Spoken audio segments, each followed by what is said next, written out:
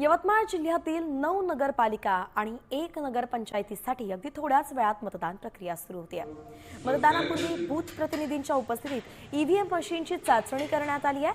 सर्व व्यवस्था सुरळीत असल्याची माहिती आहे। तर आमचे प्रतिनिधी संजय राठोड यांनी विविध बूथवरती जाऊन तयारीचा प्रत्यक्ष आढावा घेतला।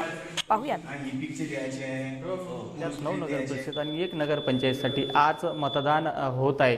मी सध्या मतदान केंद्रावर आहे। आपण पाहू शकतो की मतदान केंद्रामध्ये बूथ प्रतिनिधीसमोर मशीनची चाचणी केली जात आहे। सध्या यवतमाळ जिल्ह्यात 9 नगरपालिका आणि 1 नगरपंचायतीसाठी 10 नगराध्यक्ष पदासह 293 सदस्य पदांकरिता मतदान होणार आहे।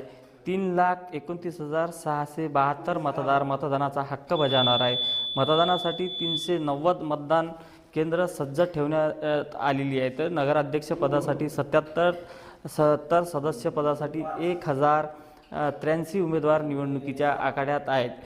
मतदान प्रक्रियेला 7:30 वाजतापासून सुरू होणार आहे।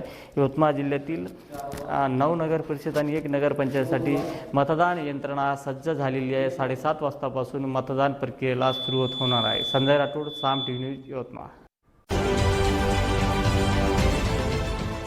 देश विदेशातील प्रत्येक घडामोडींचे लाईव्ह अपडेट मिळवण्यासाठी आता साम टीव्हीच्या सर्व सोशल मीडिया प्लॅटफॉर्मला लाईक, फॉलो आणि सबस्क्राईब करा।